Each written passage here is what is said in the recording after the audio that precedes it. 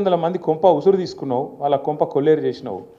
500 మంది అన్నదాతలు ఆత్మహత్య చేసుకుంటే ముఖ్యమంత్రి గారు అందాల పోటీలో బిజీగా ఉన్నాడు, రివ్యూ చేసే టైం లేదు. కల్లాల వడ్లు అట్లే ఉన్నాయి, కొనటోడు లేడు, కాంట పెట్టేటోడు లేడు, పట్టించుకున్నోడు లేడు. ఇప్పటికే అమ్మిన కాడికి పాపం మిల్లర్లకు అమ్ముకున్నారు, ఇప్పటికే 40-50% అమ్ముకున్నారు. ఆడనో ఈడనో 10% 20% కొన్నారు, కానీ దాన్ని పట్టించుకున్నోడు లేడు. వానలు పడుతున్నాయి, కల్లాలల్లా వడ్లు కొట్టుకుపోయే పరిస్థితున్నది. ధాన్యం మొలకలెత్తి రైతు ఆగమై రోడ్డు మీద పడే పరిస్థితున్నది. అడిగినోడు లేడు, పట్టించుకున్నోడు లేడు. అడుగుదాం ఎవరినన్నా అంటే ఊళ్ళో సర్పంచ్ లేడు, ఎంపీటీసీ దిక్కు లేడు, జెడ్పీటీసీ లేడు, కౌన్సిలర్ లేడు. కాంగ్రెస్ అని పట్టుకుందామంటే కాగడ పెట్టి ఎతికిన వాడు దొరుకుతలేడు. ఎందుకు బిజీగా ఉన్నారు, ఏడ బిజీగా ఉన్నారు? కాగితాలు పట్టుకొని సెక్రటేరియట్ చుట్టూ గిర్ర గిర్ర గిర్ర తిరుగుతారు.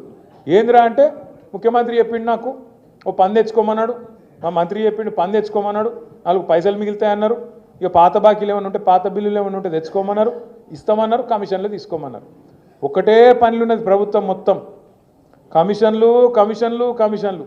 20% కమిషన్లు, 30% కమిషన్లు.